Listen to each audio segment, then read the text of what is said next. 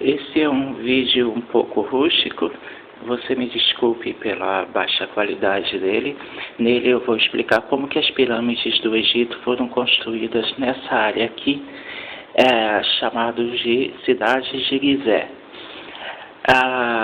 Aqui está um mapa rústico do Egito Antigo que eu coloquei aqui nessa casa que está em obras. Você vai conhecer algumas cidades e um pouco do Egito. Essa pedra aqui representa a pedreira da cidade de Assuã, de onde os egípcios extraíram as pedras de granito e modelaram os blocos de granito para levar a 900 ou 800 quilômetros de distância até o norte, onde fica Gizé, onde fica o Planalto de Gizé das pirâmides do Egito. Eu vou mostrar como elas foram construídas. A cidade de Assuã, ela fica à margem do rio Nilo, que é essa faixa toda aqui. Aqui você já chega no delta do Nilo, e essa parte branca, que é o chão, representa já o mar Mediterrâneo. Aqui, ó, bem ao norte de Gizé, onde as pirâmides serão construídas, onde elas foram construídas há 4.500 anos atrás, né? Ao norte daqui de Gizé, indo mais para o noroeste um pouco, fica a famosa cidade de Alexandria, que ela serve como porto e hoje em dia possui maravilhosas praias que todo mundo visita. Ok, vamos ver como era o Egito antigo. Antes de se realizar tais obras, o Egito era compreendido por toda essa área mais ao sul, até aqui, ali, ó, por aqui já passa o Golfo, que leva até o Mar Vermelho, por onde os judeus fugiram, né, segundo diz na Bíblia e tal. Então, o Egito era rico graças às enchentes anuais do Nilo, que supriam a agricultura desse lado leste aqui do Nilo. Então, os egípcios eram protegidos pelo rio Nilo e pelo Mar Vermelho. Aqui era um império poderoso que se estendia até essa área aqui. Porém, do lado esquerdo do rio Nilo é que havia um grande problema. Muito deserto, muitas montanhas e outros povos, como os núbios. O deserto núbio fica aqui a oeste do rio Nilo. O que os egípcios queriam era... Eles estavam preocupados com invasões, possíveis invasões que poderiam ocorrer ao norte, lá por Alexandria. E como que eles teriam acesso até Alexandria se não por esse longo caminho percorrendo o delta do Nilo e indo para lá?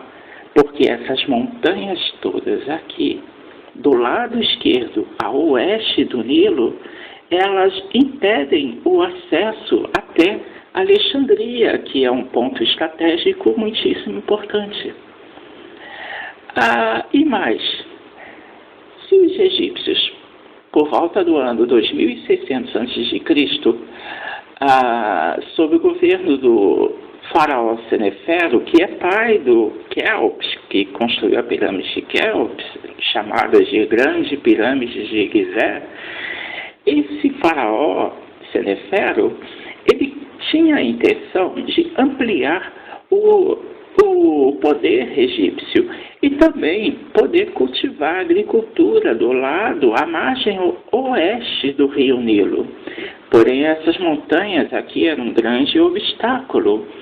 Tanto as montanhas desde aqui, Assuã, passando por Tebas, que posteriormente se tornou a capital, já que na época de Senefero, do faraó Senefero, a capital ficava por aqui, entre o Cairo e Gizé. Era Mênfis a capital. E do lado esquerdo, como eu já disse, é uma área muito infértil, e eles queriam aproveitar as enchentes do rio Nilo para poder cultivar. Olha só a estratégia: cultivando agricultura aqui, derrubando toda essa cadeia de montanhas num trabalho exaustivo, eles se conseguissem fazer esse feito de derrubar toda essa cadeia de montanhas, eles poderiam abrir canais aqui no Rio Nilo, abrir canais, derrubando essas montanhas. Imagine o trabalho que isso daria. É um trabalho terrível, claro. Mas se eles conseguissem fazer isso, eles poderiam cultivar aqui agricultura, criar animais com agropecuária, e se essa área toda aqui tivesse as montanhas reduzidas em tamanho, modificando a topografia da região. Afinal, os povos anteriores aos egípcios já modificavam dessa mesma forma a topografia de seus ambientes. Desde a África faziam isso, na Itália, do período neolítico, faziam isso também. A topografia das regiões onde o ser humano passa sempre é destruída por eles. E com os poderosos egípcios não foi nem um pouco diferente.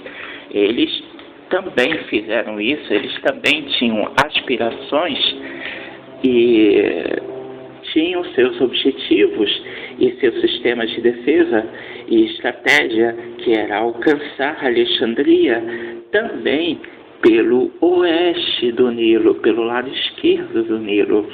Isso para eles, se eles abastecerem Alexandria com uma nova cidade poderosa construída por essa região onde Quéops construiu as pirâmides, se essa região aqui ao redor das pirâmides se tornar para lá, mais para o oeste, se tornar uma região de agricultura e de pecuária, a famosa agropecuária que até hoje abastece todos os países do mundo, ninguém vive sem isso, o poder egípcio se torna muito maior. E com esse poder econômico, eles abastecem a Alexandria e pode se tornar um porto importante, não para extrair mais apenas coisas relacionadas a produtos têxteis e produtos artísticos de cerâmica. Não, eles poderiam abastecer também com alimentos. Seria um porto onde se teria acesso por terra, sem ter essas montanhas como obstáculo mais. Porém, como convencer o povo egípcio, os plebeus, por assim dizer, a fazerem um trabalho tão exaustivo de destruir uma cadeia de montanhas de mais de 900 quilômetros de extensão? É loucura, não haveria como.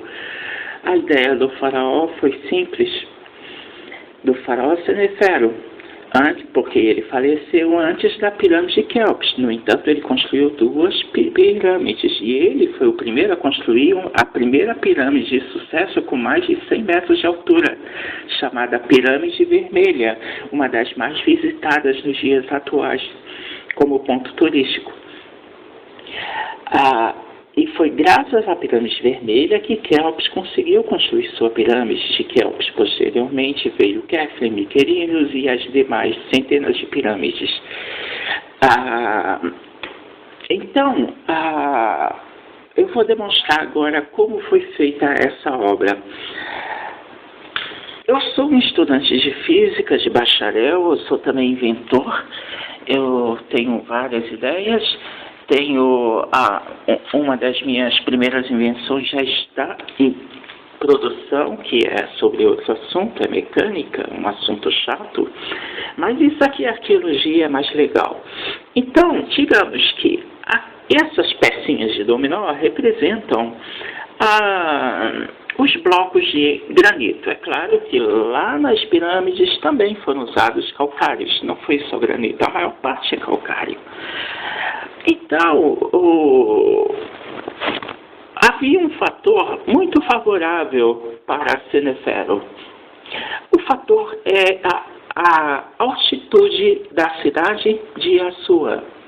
Levando em conta que não somente Assuã, que também fica aqui a leste do Rio Nilo e a oeste também, não só a cidade de Assuã possuía granitos, havia granitos também a essa mesma latitude aqui, ó, essa mesma latitude, bem por aqui e mais para lá, invadindo outros povos, como Núbia e outros povos. Havia também ao leste do Rio Nilo, porém, eles não extraíram aquelas. Aquelas, se você olhar no Google Earth, pela internet, você vai ver que existem granitos por aqui também, na mesma latitude de Gizé. Há pelo menos duas grandes minas de granitos por aqui, mas que não foram utilizadas pelos egípcios. Os granitos que foram utilizados pelos egípcios está cientificamente comprovado que vieram de Assuã, a 900 quilômetros de distância. Agora, a altitude de Assuã é a coisa mais interessante que respalda essa teoria. Hoje em dia, a altitude é de 194 metros acima do nível do mar, daquelas montanhas. Quanto à região mais habitável e onde fica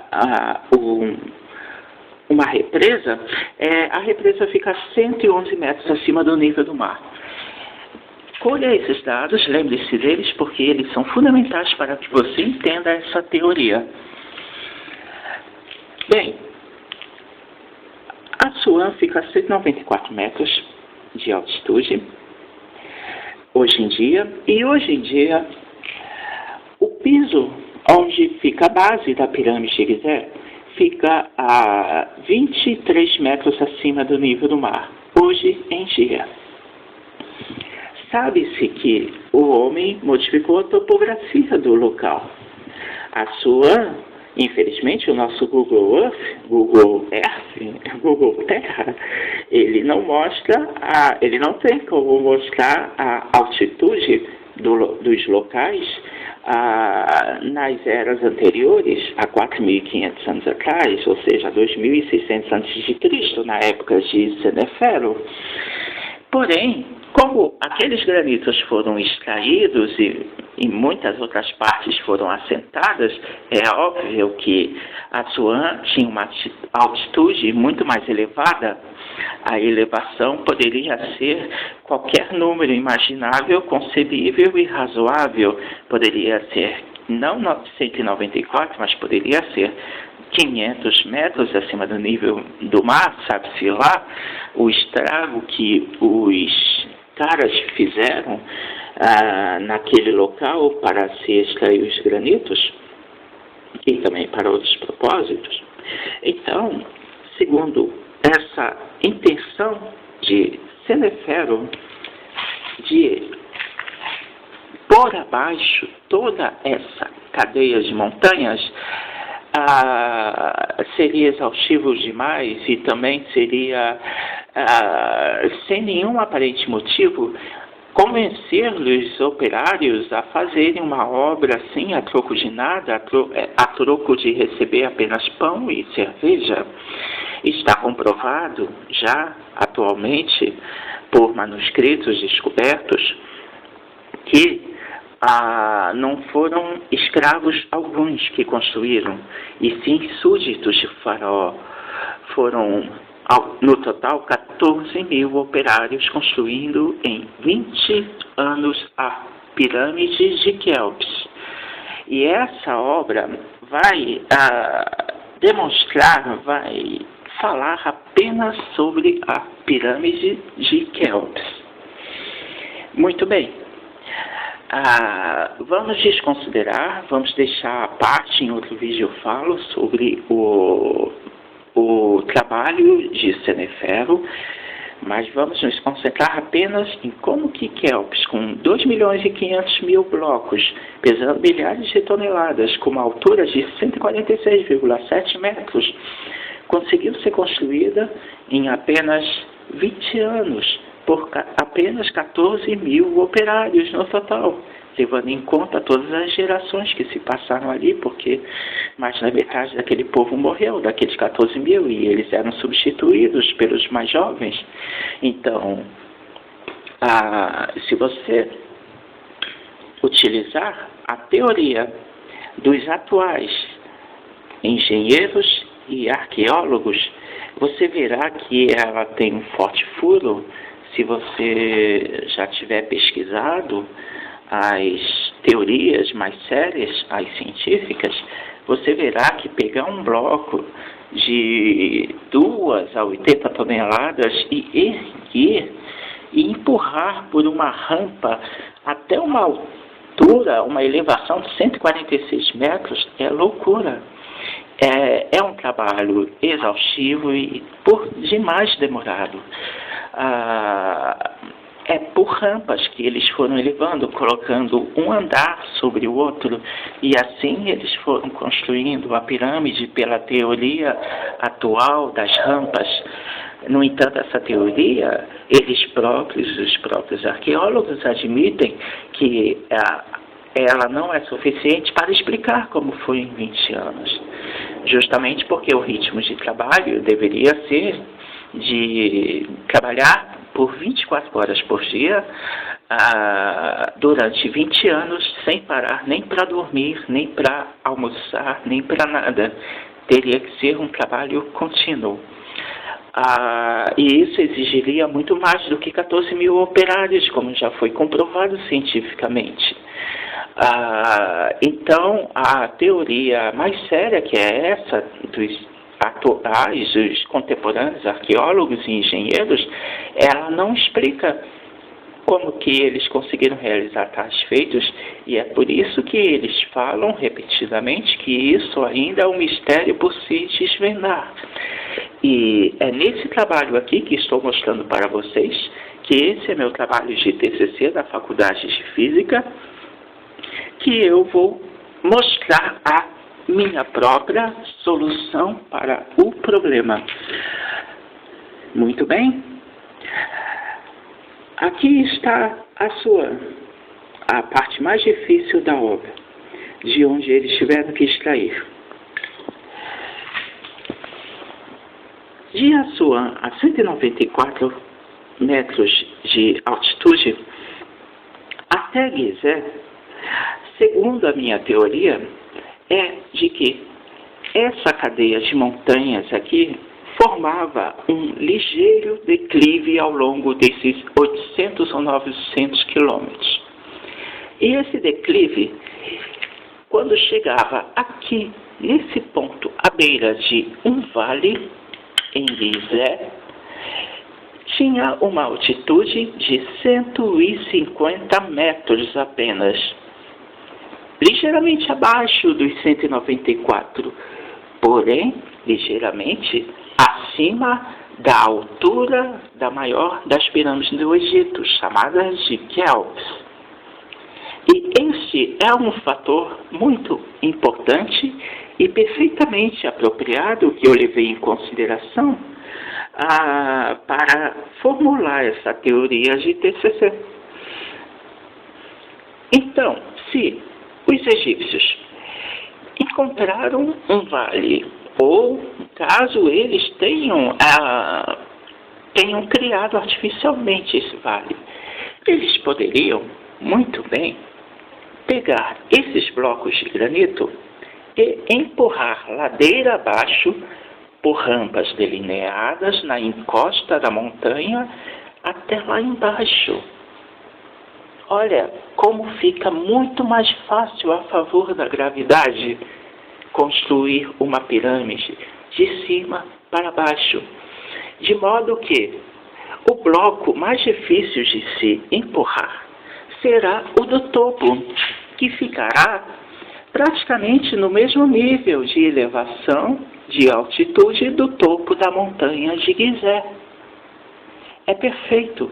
Eles não farão nem um milésimo do trabalho que teria sido feito caso a teoria fosse pelos nossos atuais arqueólogos e engenheiros civis, arquitetos.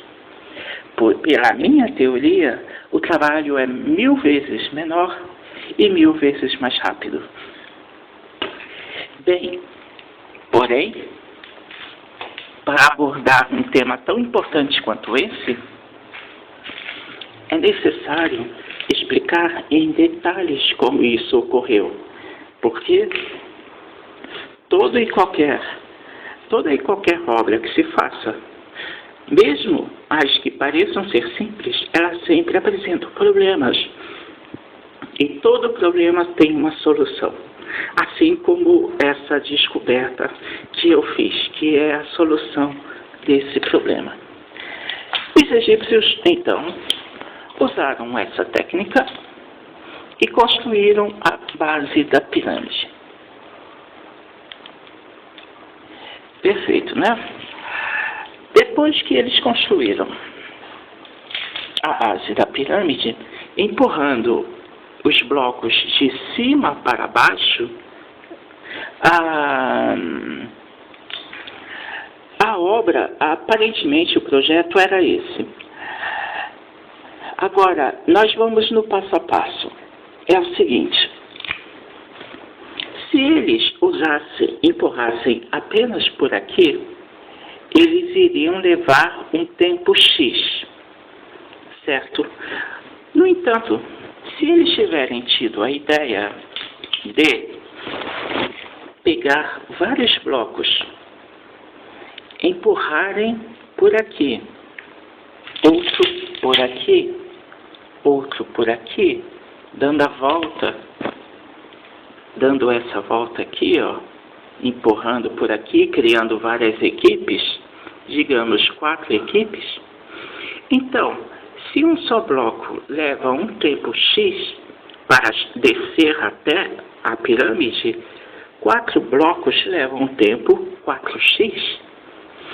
X sobre 4, na verdade, né? Então será um tempo x sobre 4, ou seja, 4 vezes mais rápido do que seria se fosse só uma equipe empurrando o bloco. Dessa forma, usando várias equipes, eu estou exemplificando 4, mas poderiam ter sido 8, 16, 20. Imagine várias equipes trabalhando ao mesmo tempo. Cada equipe descendo um bloco e cada bloco sendo descido ao mesmo tempo. É esse pequeno detalhe que mata a charada de como eles conseguiram construir em menos de 20 anos a pirâmide de Quéops, a mais complexa de todas. Portanto, vamos agora ver a segunda parte. Como eu mencionei que haveriam problemas, mesmo nas mais simples há problemas, ocorre o seguinte fato. Depois deles construírem o primeiro andar de blocos, para construir o segundo, aconteceria isso. Olha, o primeiro bloco do segundo andar bateria na lateral de um dos blocos do primeiro andar. Para resolver esse problema, já que isso é uma descida, eles podem apelar para uma tática bem simples. Já que eles eram especialistas em mover areia, eles diminuíam a inclinação da rampa, de modo que a rampa de descida ficasse no mesmo nível dos blocos do primeiro andar. Dessa forma, então, eles conseguiram descer e empurrar perfeitamente em cima dos blocos do primeiro andar. Depois, novamente, lançaram mais areia para colocar o terceiro andar, descendo, indo até o terceiro, e assim sucessivamente, até chegar ao topo da pirâmide. É por esse simples método, por essa simples solução, que eles conseguiram construir a grande pirâmide de Gizé, chamada de Kéops. Muito bem, mas há um outro enigma lá dentro de Kéops. Existem várias estruturas lá dentro, várias câmaras, muitas câmaras e dutos, e alguns... Bem, tem muita coisa lá. Por exemplo, tem uma câmara, a câmara do faraó, por exemplo, ela tem um formato semelhante a Stonehenge da Inglaterra. Assim, 2 blocos na vertical, pesando aproximadamente 20 toneladas, sustentando um bloco de 80 toneladas no topo.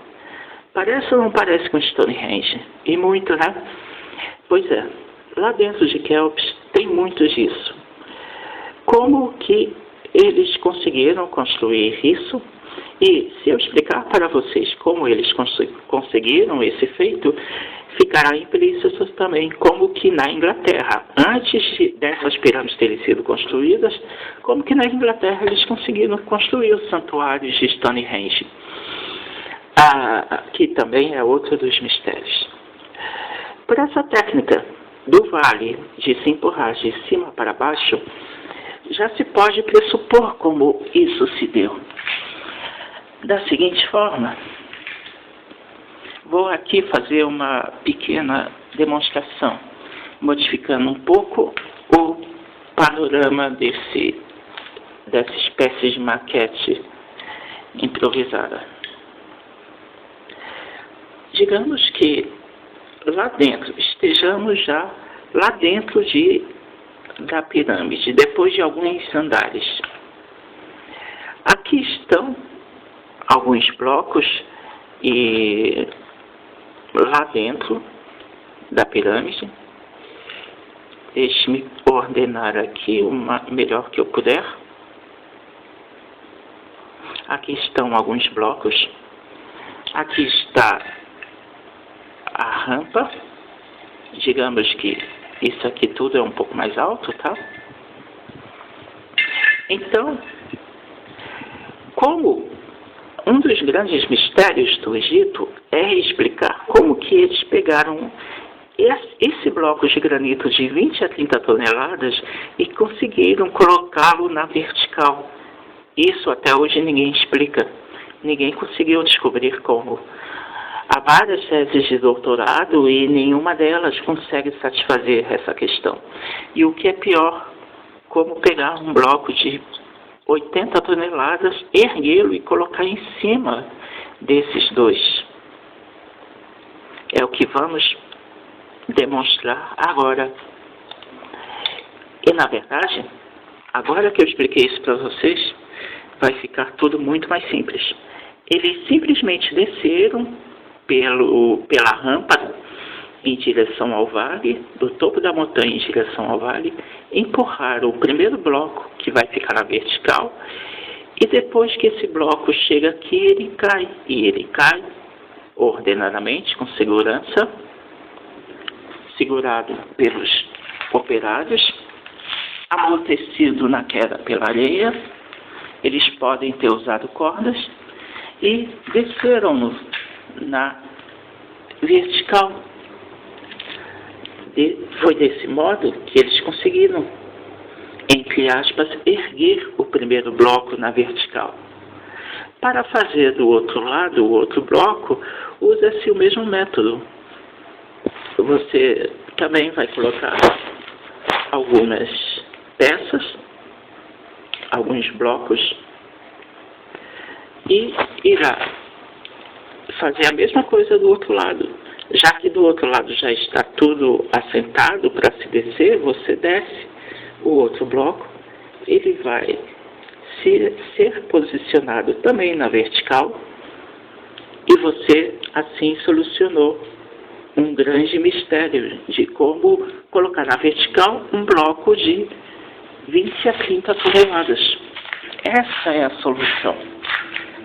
E quanto àquele bloco gigantesco de 80 toneladas? É a mesma coisa. Se tornou muito simples. A gente vai aumentar agora, colocando mais blocos sobre estes. Perdoe-me a interrupção do vídeo. Eles descerão o bloco, empurrarão na horizontal e continuarão empurrando até um pequeno acidente na obra, no canteiro de obras. Continuarão empurrando até ele se assentar em cima destes. E assim você tem a sua Stonehenge da pirâmide de Kéops. No caso de Kéops, foi assim que as câmaras e os dutos e demais coisas lá dentro, que são sofisticadas para a época, foram construídas. Mas no caso de Stonehenge, eles removeram esses blocos da lateral, depois removeram os demais.